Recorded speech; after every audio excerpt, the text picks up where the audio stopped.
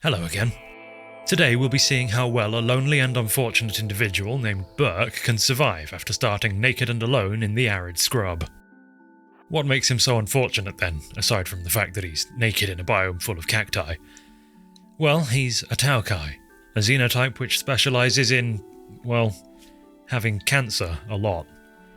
Burk will randomly generate a new tumour somewhere on his body roughly once per day, which is undeniably a pretty crap way to live.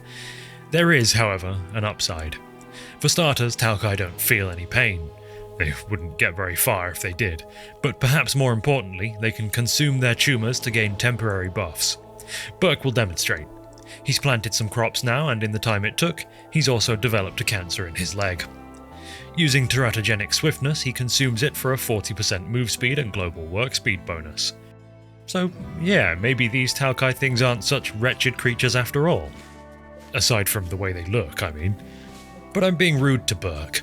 He's more than just a vessel for Tumours magic.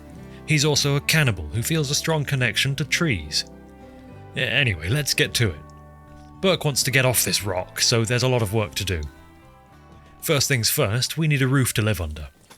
Burk doesn't like cutting down trees, and there aren't many here anyway, so instead he'll use his unnatural swiftness to make bricks. Before he can finish his little hovel, some dinner lands from space. Lissa is here. And now she's here. Very good. Anyway, our first threat has arrived from Randy's office. Naturally, as Burk loves trees, he's sent in the alpha beavers. Burk will hurriedly string up a bow and head over to slowly start culling the beaver population. But just as Randy taketh away, he also giveth. A Garanlan pod sprouts nearby. Burk runs out and grabs the seed, immediately planting it near his hut and linking himself to it in the least appropriate looking tree connection I've ever seen. It'll take a good few days, but eventually some handy little dryads will pop out to help defend the homestead.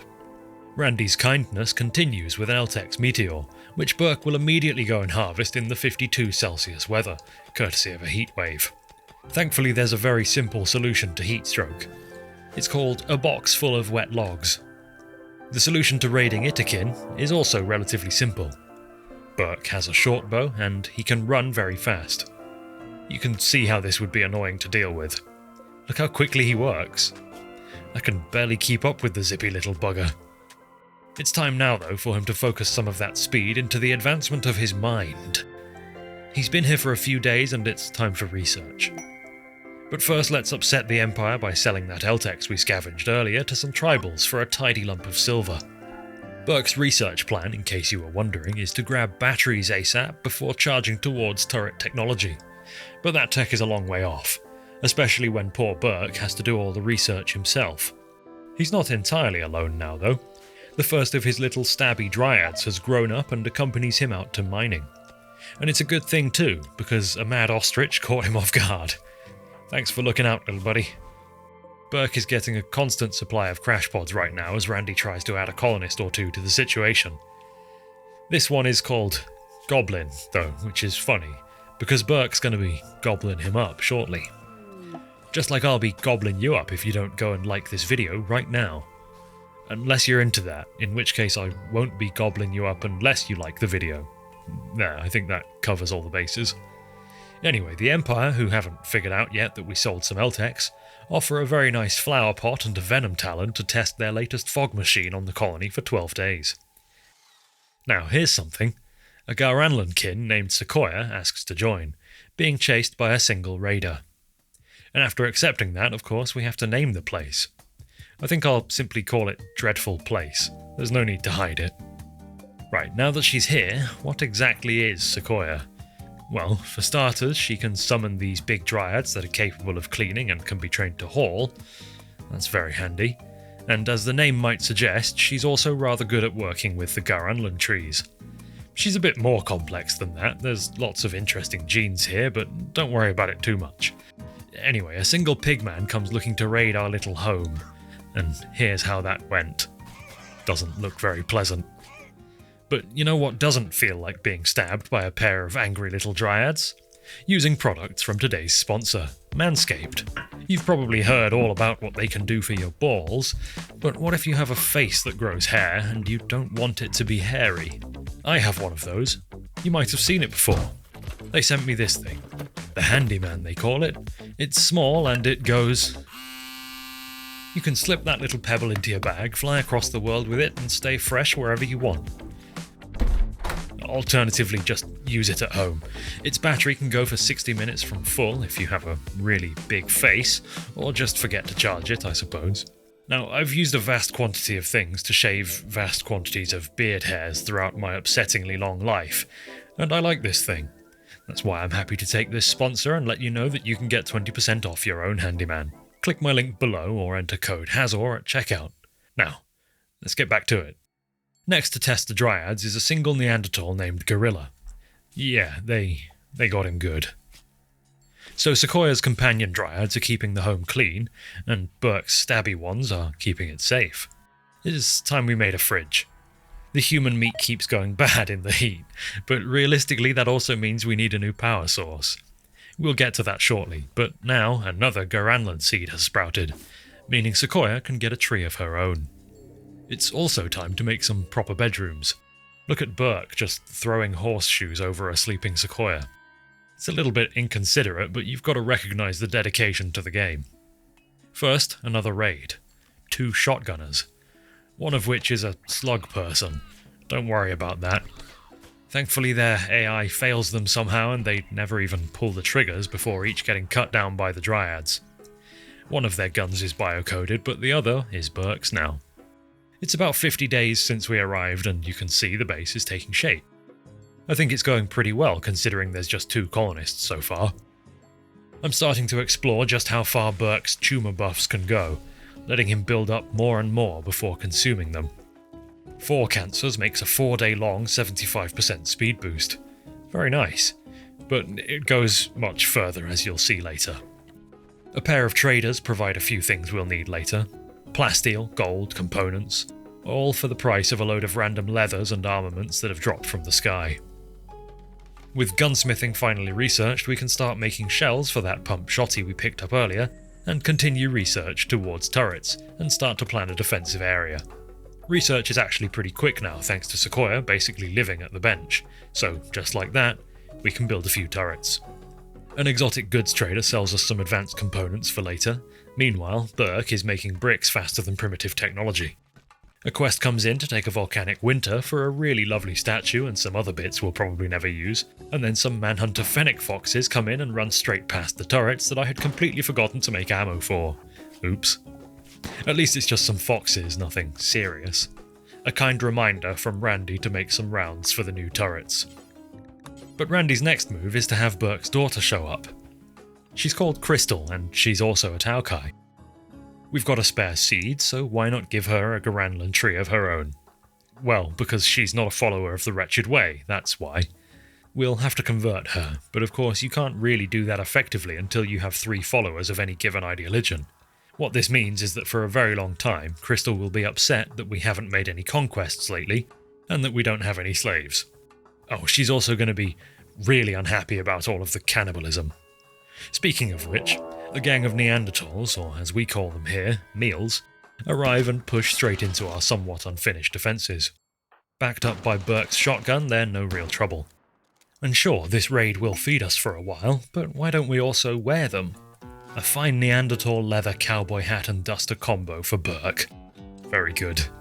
We get a toxic fallout event next, which is no problem for the Taukai with their tox-immune lungs, and actually also for Sequoia, who just lives indoors at the research bench. Since she lives there, we'll make a human leather armchair for her, the old Rimworld classic.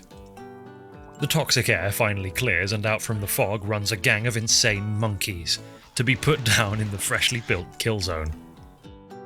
But with the base and its defences expanding, both food and power are becoming issues, especially because Crystal doesn't like eating people.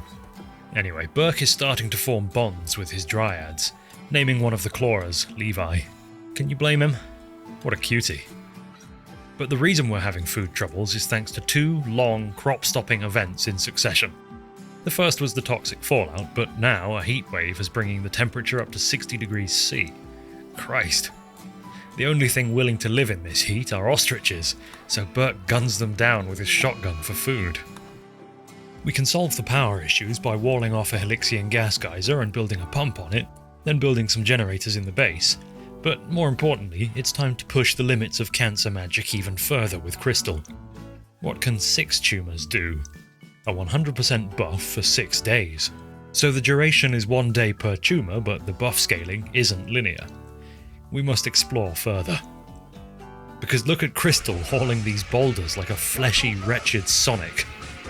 But for one reason or another in this playthrough, Randy really likes throwing colonists with relationships at us. A human named Ian, Crystal's husband, has just crash-landed.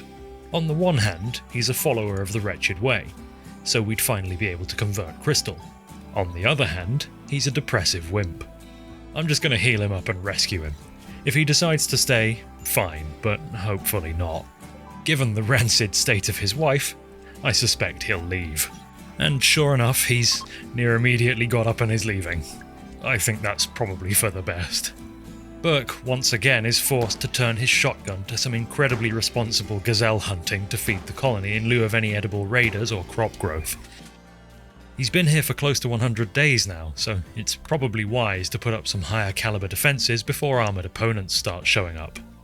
As for food, I swapped over Sequoia's dryads to berry makers, so that even if there are no crops growing, we can't hunt anything and don't have any human raiders, we can at least have large piles of berries in reserve.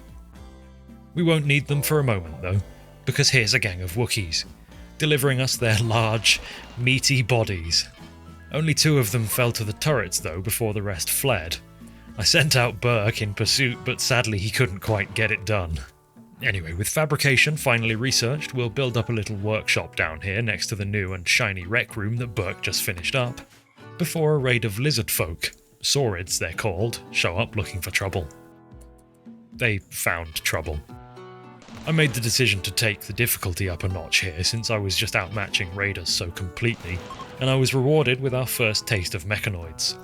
A defoliator ship. Of the mechanoids guarding it though, only one of them has any significant range, so I have Burk make himself an LMG and send him out to spray down the pikemen. His weapon handling is increased massively by his teratogenic coordination, so a weapon like this is far better than usual in his lumpy, tumorous hands. Good job, Burk. Proud of you. But with mechanoids showing up, it's probably time to pop down the biggest turret we know how to build. A 14.5mm heavy turret. Load that sucker up with AP ammo and it'll rip through pretty much anything. Alright, anyway, we're starting work on a hydroponics setup to generate a steady flow of cotton and hard drugs for the colony. But here's more mechs. Yep, that's a mech cluster alright. Yeah, okay, I think we're going to need mortars for this one. It's a tox spewer in the middle of the cluster, which isn't a big deal itself, especially with hydroponics up, but I'd rather not be trapped inside the base forever. And then, not even a day later, another cluster drops. To be fair, this one is considerably less dangerous, but still. Alright Randy, I get the point, I'll consider researching mortars. We'll need to do some chemistry for that though. With Combat Extended, you need an explosive compound called FSX to make HE shells, which is made from chem fuel, which we should be able to make plenty of from our supply of dryad-grown berries. I like that thematically. Picking berries off the back of cute little dryads and turning them into explosives. That's a solid bit of Rimworlding right there. Unfortunately though, even with mortars researched, we still need a reinforced barrel, so we're stuck waiting for a trade ship or a caravan that gets lucky and slips through the mech clusters. While we're waiting for that, even more mechs arrive. Just a raid this time. I suspect we'll be just fine, and sure enough, none of them live long enough to even take a shot. Good to know that the big guns work, but now we have to continue hiding inside, waiting to make even bigger guns to deal with these clusters. And if we're stuck inside, we might as well make it a bit comfier. Now that we're growing cotton in the hydroponics, we can sling down some hideous brown carpets. Finally though, a combat supplier is above, and is willing to drop us down a reinforced barrel. It's not cheap, but we'll just about afford it. In order to make the mortar and its shells though, we'll need to send Burk out on a sneaky little mining mission for some steel. And whilst he's out doing that, the Neanderthals arrive of course. Burk's speedy enough to make it home, and the turrets aren't going to struggle with these big fleshy folks at all. Nah, lots of butchery is in Burk's near future. But now, let's start throwing some indirect fire at these mechs. Okay, we might need a spotter. Yeah, let's make some binoculars. And, oh Jesus, whilst I've been busy with the mechs, I let Crystal's tumours build up. She's packing 9 of the things right now. The danger of this xenotype is that if you're unlucky, a bad combination of tumours can quite quickly render someone too sleepy or immobile to consume them for a buff. But she's fine, and now she's got 9 days of a 200% speed buff. And remember, that's global work speed and movement speed. So I figured I'd give her the binoculars and send her out spotting for Burk's mortar fire, but apparently using the binoculars to mark enemies is considered violent. And right, I never really mentioned before that she's not actually capable of violence. So it's up to Sequoia instead. Once we've manufactured some more dryad berry-based explosives, out she goes to mark the Tox Spewer. A couple of direct hits and it's done. So that's nice, but it's the turrets that I really want. They can be a bit of a pain to deal with, since really only a direct hit from this 81mm mortar will destroy them in any reasonable time. We get the Inferno Cannon done though, which is the really rough one, before giving up for now and returning to work locked away inside the base. Passing by day 150, I like what we've made so far, and I like our current colonists. The 2 Taukai zip around at mad speeds hauling and crafting whilst Sequoia ploughs through the research. But we need bigger guns. A 155mm artillery piece might do the trick. The issue is the insane cost of its shells. Almost 100 steel, 2 components and 17 FSX for each shell. They're not made in batches of 5 like the 81mm mortar shells were. But on the other hand, much bigger boom. Burk can go out and finish the last of the mini-turrets with a newly made sniper rifle that just about outranges them. Now we'll just need a few more shells to deal with the big guns over here. Before that though, some Tox folk are here with bad intentions. They are, unsurprisingly, no issue at all. And now that I take another look at this cluster, I realise I should be able to safely dismantle at least one of these turrets thanks to the walls here. As for the last 2, big boom. Very good. Finally, we're free again to go out and grab all of that steel that we so desperately need. But then, whilst I'm counting Crystal's tumours, the drug lab goes boom. A power conduit went bang directly beneath our store of explosive chemicals. Burk and Crystal brave the near 500 degrees C air to bash out the fires before running off to heal.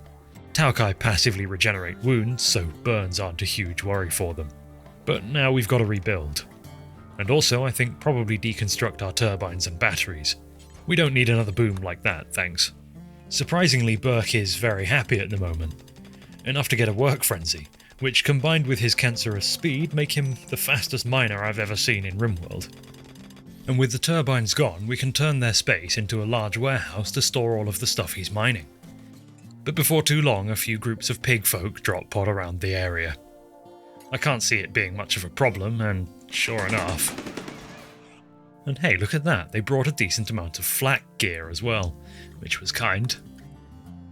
Now, we've been running a ground-penetrating scanner between research projects for a while now, and it's found a very convenient plasteel deposit here. Walling it off means we should have pretty much all of the plasteel we'll need for advanced components. Of course, though, that does come with the near-constant infestations.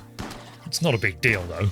The companion dryads are happy to body block for Burk and his chain shotgun that the pigs kindly donated a moment ago. Yet another crash pod lands nearby containing a baseline human named Dory. She's nothing special, but is a follower of the Wretched Way. So if we recruit her, we'll be able to actually do ideologian stuff. So it's on the dining room floor she goes. We'll build her an actual prison soon enough. And near immediately afterwards, a child named Jerk wants to join. For some reason I decide to let them in, and as a reward, they're another Taukai. Poor kid. But at least it means they'll haul quickly. They're also following our ideologian, meaning we don't need to wait for Dory to be recruited to make Burk the moral guide. The temple needs tarting up though before we start conversion rituals for Crystal. Which is bad because her already foul mood is being worsened by a psychic drone, leading her to vent her rage on poor Dory. Which sucks for her, but as far as mental breaks go, I'll take that. A short while later, Sequoia also goes in for round 2. Poor Dory. And right in the middle of constructing her a nice plush prison cell, she, I suppose understandably, goes for a breakout, only to have her ear bitten off and put on her ass by a companion dryad. This is followed up by a group of impids who roll over in the kill zone exactly as you'd expect. Back in base, the temple has been polished up a bit, so let's start gathering to yell at Crystal until she realises that cannibalism is in fact the only way. Now, another mech cluster is here though, with a climate adjuster cooling the zone down and a group of turrets. Burk, man the artillery. Oh, that's just lovely. Really a thing of beauty. All that's left is this poor little Minotaur. Oof. Now, I couldn't tell you why, but I decided that Burk and Sequoia should be lovers. I sent her over to his bedside to whisper some sweet nothings to him in her war mask, and would you look at that? They're in love. Somehow. The heavens rejoice and cry a tear of Eltex for Burk to mine, before some mechanoids ruin the fun and set up an EMI dynamo nearby, shutting down everything electrical until it's destroyed. Fine. Off Burk goes to deal with it in the only way I know how, by just walking up, breaking in and smashing it before running away. So, with Burk back home, all is well and the base is ticking along nicely, when another wanderer joins during a blood moon named Saitaki. They're pretty basic, nothing special. They do need converting, but they're kind, so that shouldn't take too long. As the colony passes by day 200, I figure I ought to research and build a transport pod launcher to make friends with the nearby alliance of Onunt, who have offered a persona core, which we'll need for our spaceship. After another quick infestation, Dory has finally been recruited. Very good. The conversion of Saitaki can continue. Nearly there now. With our first harvest of Devilstrand, Burk can get started on a recon helmet for himself, in case there comes a time where he needs to man the front, as it were. Thanks to the Ideoligion's morbid style, it's a skull too. Spooky. It's time to start shooting shiny stuff over to the nearest Alliance of Onunt settlement, so they'll sell us a persona core now. We'll give them some Eltex, I'm sure the Empire won't mind. After that pod and another full of hard drugs, they're willing to tell us where to go. Once Burk has made his armour, I'll send him there. A little while later, a small group of pigs drop pod directly into Burk's bedroom and start chucking around the Molotovs. They were dealt with easily enough, but I don't like that kind of behaviour. Another round of alpha beavers arrived next, which I didn't think I'd end up mentioning until they scuttled right into the base and ate Burk's Garanlan tree. As cathartic as I'm sure it was for him to gun them down, that's going to upset him for quite a while. We'll plant a new one, but you can't link to one until you get over the last. Regardless, we've still got to go get that persona core, so Burk fabricates himself a charge rifle and a set of recon armour. But before we go, what's in this ancient danger? Oh, a big scary centipede, that's what. The basic charge rounds don't appear to be capable of going through its armour, so we'll have to make some of the advanced stuff. Concentrated charge. Even that is doing really tiny amounts of damage, but Burk can dance all day here in relative safety, eventually, finally, taking it down. All that for flesh shaping and a little AI thing that finishes your current research. The inhabitants of the pods had some nice armour though, so there's that. Before Burk goes and gets that core, it's time for him to get married to Sequoia. In the living room that's covered in the equipment of a recently butchered person. Now that they're happy to sleep together, I'll make a very shiny double bed that provides 146% rest effectiveness, but before he can sleep in it, off Burk goes. His mind full of happy thoughts and the screaming of his dead tree to get that AI core. And when he arrives, the place seems clear, but once he gets close, it's a Neanderthal ambush! Unlucky Neanderthals. Burk is fast and he's got a gun. Good luck. Once they're all dealt with, he grabs the core and starts his walk home. And once he's back, he's got a lot of advanced component crafting to do. The ship will need stacks of the things. We'll prep an area for building the ship and then start strip mining the whole map, since we'll need massive quantities of steel to make the aforementioned components. The first few parts of the ship start coming together, the frame and the computer. Now we just need to spend a very long time mining and crafting. I've got little Jerk spending basically his entire waking life at the deep drills, but the vast majority of the output is from good old Speedy Burk. Next to be built are the sensors and the caskets for everyone to sleep in. Just need the reactor and 3 engines now, which mean we need a shed-load more uranium and plasteel.